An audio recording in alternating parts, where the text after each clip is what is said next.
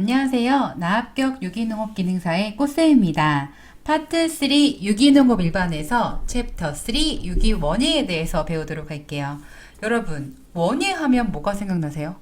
대부분의 사람들이 꽃을 생각하세요. 하지만 유기원예, 이 원예가 사실은요, 이 세 가지 파트가 있어요.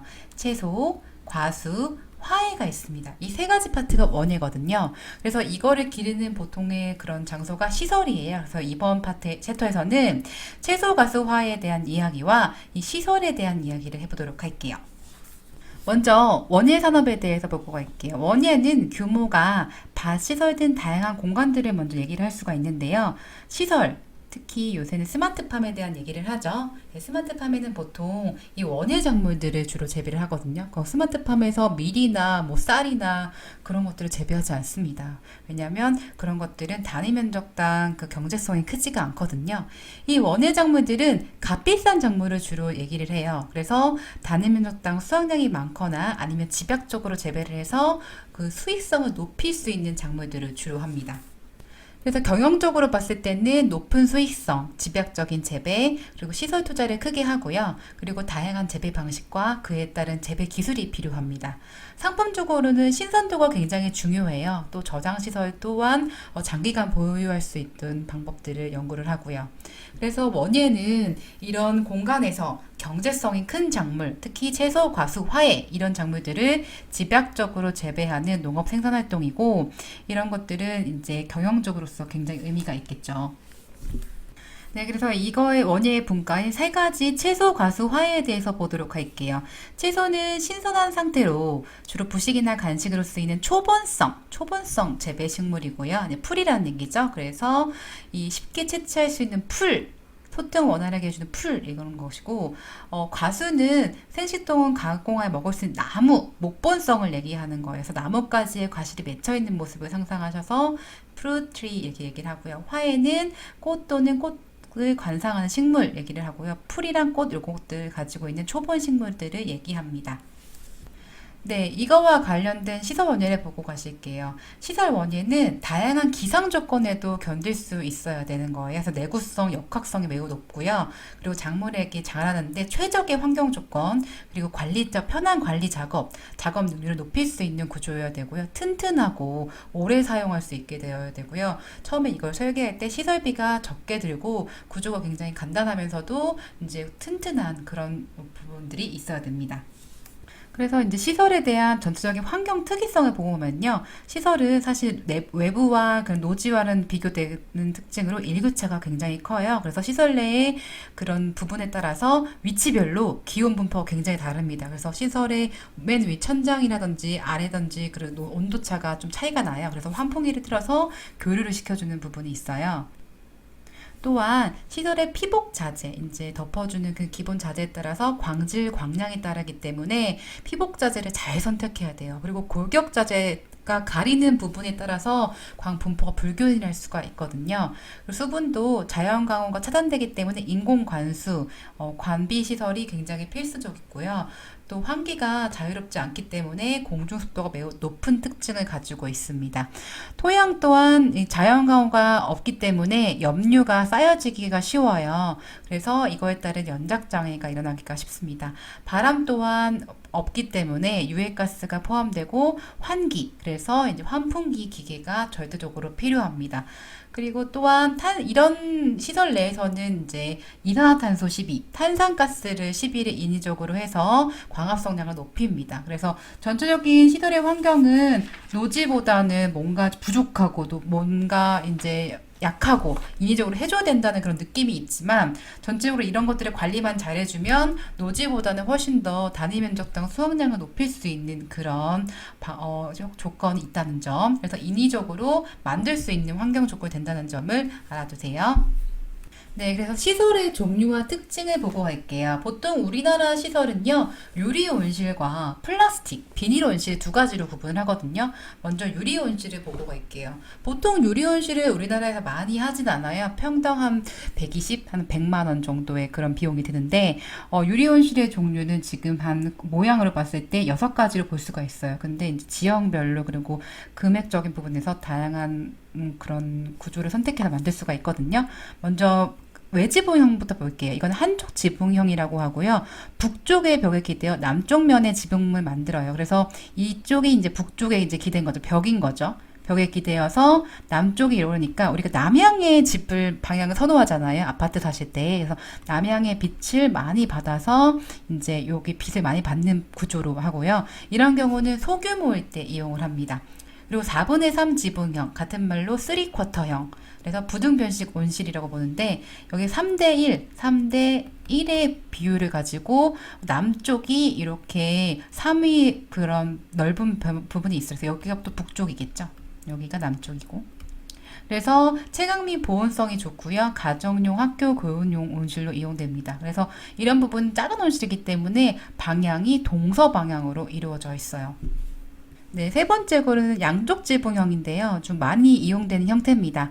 그래서 양쪽 지붕의 비율이 똑같아요. 1대1. 그래서 이런 지붕의 길이가 같기 때문에 환기 관리가 좋고 광선이 균일하게 입사가 된다는 점이에요. 그래서 우리가 한 2000년대 초반, 90년대 초반, 중후반 때는 이 넓이가 굉장히 넓었어요. 너비가. 그래서 이거 와이드형 재배를 많이 했는데 그때 이제 과채소와 화이르 재배에 그 양지붕형을 많이 했습니다. 그리고 이 양지붕형이 연결된 상태가 이제 바로 연동형이에요. 그래서 양지붕이 따로가 있는 게 아니라 여기 옆에 벽이 줄어들잖아요. 하나씩 지을 때보다. 그렇기 때문에 단위 면적당 건축비가 좀 저렴한 거죠. 양쪽 지붕형보다는 연동형이 저렴한 편이에요. 그리고 마지막으로 벨로형은 이 네덜란드 벨로 지역의 명칭을 땄거든요. 최근에 스마트팜은 보통 벨로 지붕 형태를 많이 해요. 그래서 이 연동형과 차이를 두자면 너비가 좁아요. 너비가 좁고 그 다음에 처마가 전체적인 이제 높이가 높은 거예요. 그래서 최근에 제가 이제 온실을 지을 때 전체 높이가 이제 6.5m 이상, 뭐 6m 이상도 많이 지는데 6.5m 이상 지으려고 노력을 하고 있고 골격 자재가 조금 적게 들어가고 그렇기 때문에 이제 투광률이 좀 높은 부분이 있습니다. 그래서 이런 것들은 유리로 짓는 것 같기도 하고 유리로 짓기도 하고 PC라는 소재 그리고 PMMA 소재라는 이런 소재를 이용해서 피복 자재를 이용을 합니다. 최신 첨단 온실 스마트팜 온실에서는 벨로형을 많이 짓는다는 점 알아두세요. 네, 그리고 둥근 지붕형은 사실은 많이 하지 않아요. 왜냐면 이게 이제 많이 비닐 온실 모양이잖아요. 그쵸? 근데 이런 곡선을 유리로 한다는 게 쉬운 게 아니거든요. 그래서 비용이 굉장히 비싸고 하지만 내부에 그늘이 덜 생겨요. 그래서 열대 관상 식물 재배원의 그런 할 때는 이렇게 멋스럽게 하기도 합니다. 근데 실제적으로 우리나라에서는 이 6가지 유리 온실 중에서는 벨로형을 최근에 많이 짓고 있습니다. 네, 두 번째, 플라스틱 하우스. 우리가 쉽게 말하면 비닐하우스 얘기를 보고 가실게요. 세 가지로 분류할 수가 있는데요. 첫 번째는 터널형이에요. 그래서 옆에 측벽이 없고 전체적으로 이제 반원형 같은 모형을 갖고 있어요. 그래서 가장 저렴하고요. 그래서 이런 것들은 보온성, 내풍성, 이런 광 입사량이 굉장히 좋아요. 하지만 전체 눈이 확 오면 무너지는 경우 있죠. 그래서 적설에 약하라는 점. 지붕형은요, 우리 아까 얘기했던 양지붕형 그 유리 온실처럼 똑같이 생겼어요. 그래서 보통 양지붕 유리 온실의 같은 모형이라서 이것도 마찬가지로 보온성, 환기, 적설, 개폐 장치 설치가 쉬워요. 그렇지만 터널형보다 위에 것보다는 골격 자재비가 많이 든다는 점. 그래서 우리나라 스마트팜을 지을 때는 보통 이런 식으로 이런 플라스틱 비닐하우스 지붕 형태, 요 형태로 많이 하고요. 이렇게 옆에 벽면이 전 높겠죠. 자, 아치형은 둥근 지붕형이에요. 그래서 이것도 최근에 많이 지은 건데 지붕형과 비교를 좀 많이 해보면 이 표가 있습니다. 양지붕형과 둥근 지붕형을 비교를 하면 내풍성은 어떤 게 더 강하냐면 둥근 지붕이에요. 바람이 지나갈 때 여기는 꺾인 부분 있잖아요. 그래서 여기 맞닿을 수가 있는데 자연스럽게 넘어가는 형태로 왜 차 같은 거 생각하면 네모난 차보다 이렇게 둥그스름한 차가 훨씬 더 바람의 영향을 덜 받잖아요. 그거 생각하시면 되고요. 내설성 같은 경우에는 양지붕형 같은 경우에는 기울기가 있기 때문에 이 기울기가 있기 때문에 그 눈이 흘러 내려가겠죠. 하지만 둥근 지붕이 뭉쳐서 쌓일 수가 있기 때문에 이 둥근 지붕형보다는 내설성이 양지붕형이 더 강하다. 그리고 천창도 마찬가지예요. 천창이 여기에다 훨씬 더 설치하기가 쉽습니다. 양지붕형이. 네, 그래서 정리를 해보자면 A 부분, 이 접재 가로 부분은 너비라고 해요. 넓이. 그래서 보통 너비를 어느 정도 할 것인가 했을 때 최근에 온실은 뭐 8m, 뭐 16m, 12m 이렇게 하기도 하고요.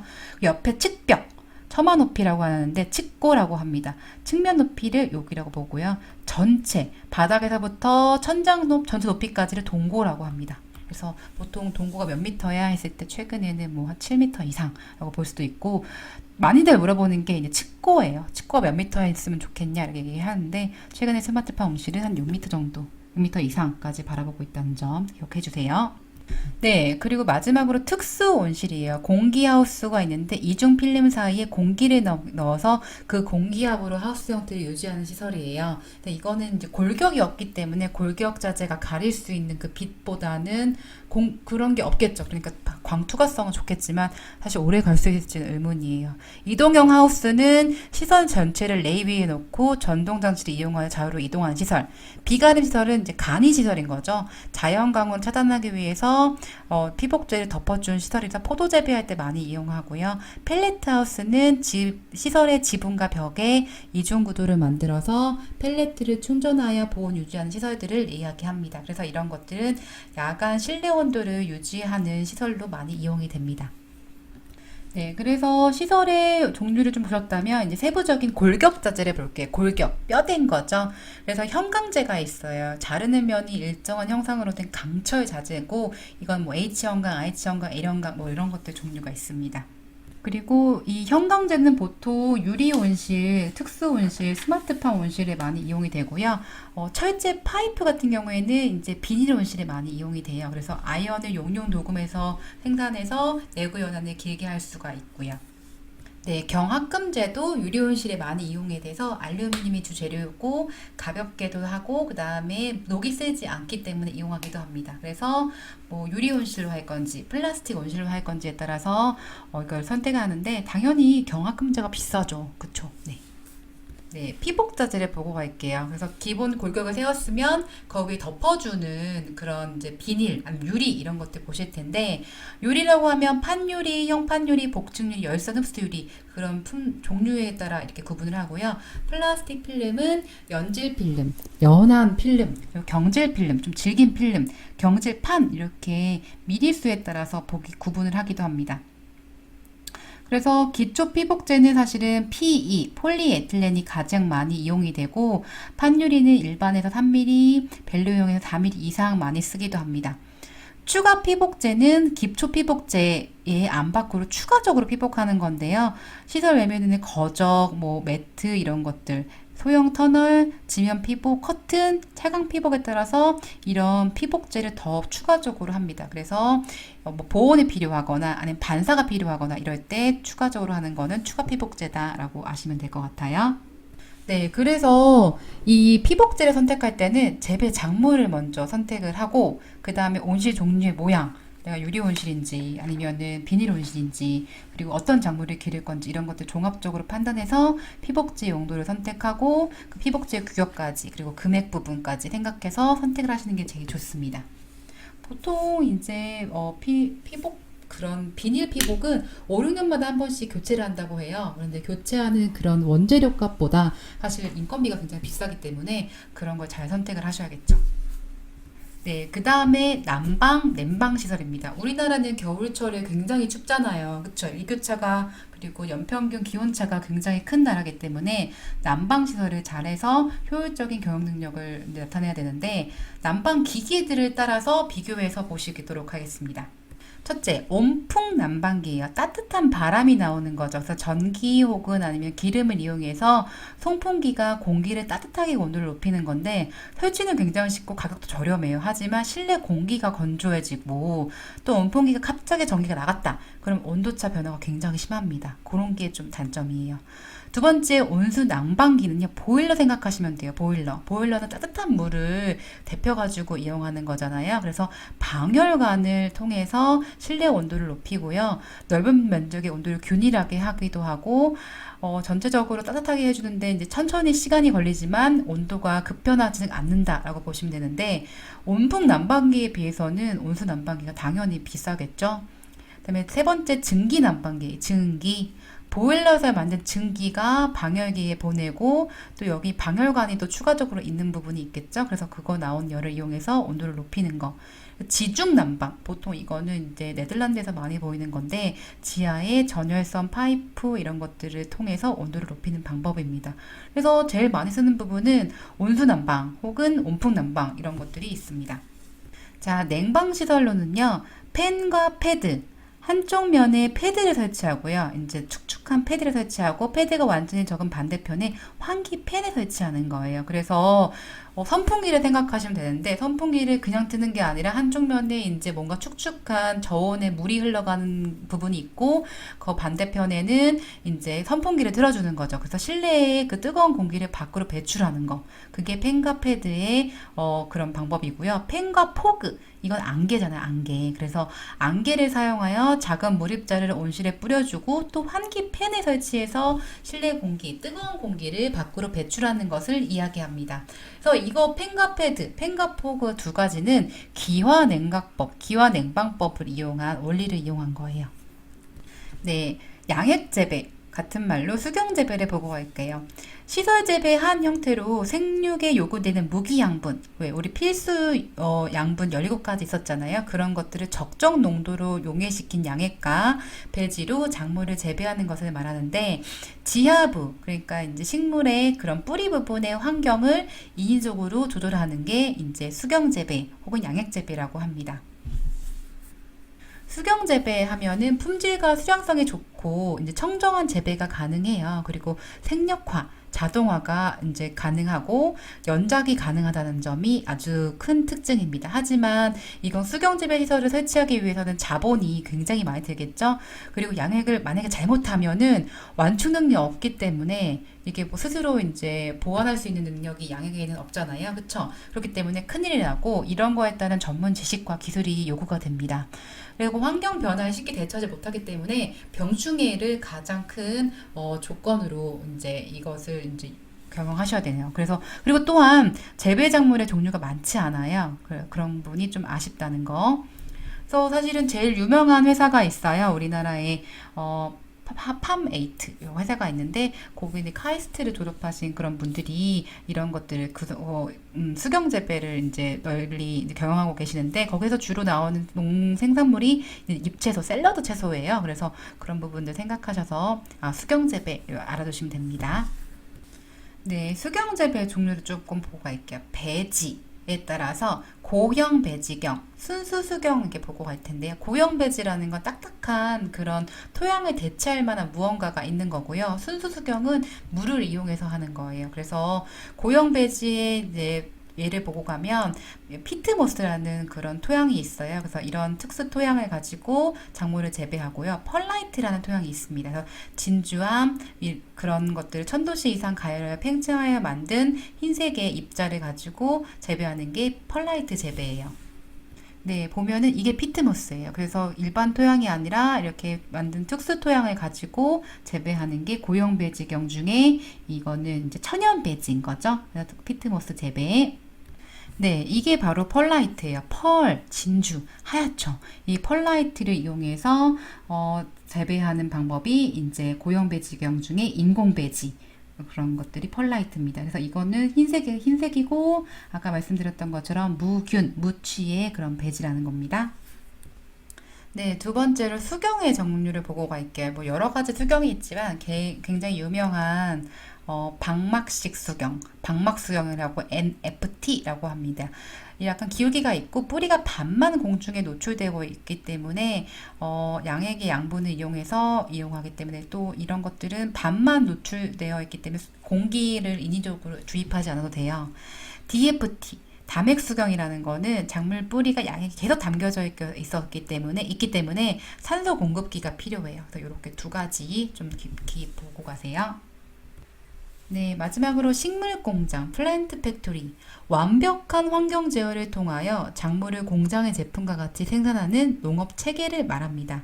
식물 공장의 특징은 어느 곳에나 가능하고 또 자동화, 생력화, 생산력 능력을 최대화시키는 능력이 가능하고 최상의 품질과 철저한 계획 생산을 출하가 가능하다는 점. 그리고 병충해가 완전 방제가 가능한다는 특징을 가지고 있습니다. 네, 그래서 식물 공장의 종류에 따라서 완전 제어형, 태양광 병용형, 태양광 이용형 들을 구분할 수가 있고요. 베드라는 거는 이제 식물이 자라나는 그런 장소를 얘기하는데, 베드 자체도 입체 베드, 작은 공간에 많은 작물을 재배할 수 있는 입체 베드가 있고, 평면적인 베드, 일반적인 베드 설치 방법으로 수평적으로 작물을 기르는 방법들을 얘기를 합니다. 그래서 식물 공장에 필요한 장치들이 굉장히 많아요. 복합 환경 제어 장치. 이게 바로 스마트팜의 아주 기본적인 장치들이죠. 온도, 습도, 환기장치, 이산화탄소 발생장치, 창문 개폐기, 인공조명장치 등등등등 스마트팜의 기본적인 시스템입니다. 그리고 보통 이 스마트팜에 이제 수경재배, 양액재배 이런 것들을 많이 하기 때문에 양액기, 그리고 식물 생태가 얼마나 자라는지 자동 측정기까지 최근에 많이 필요한 기본적인 세팅 장치라는 걸 알고 계세요.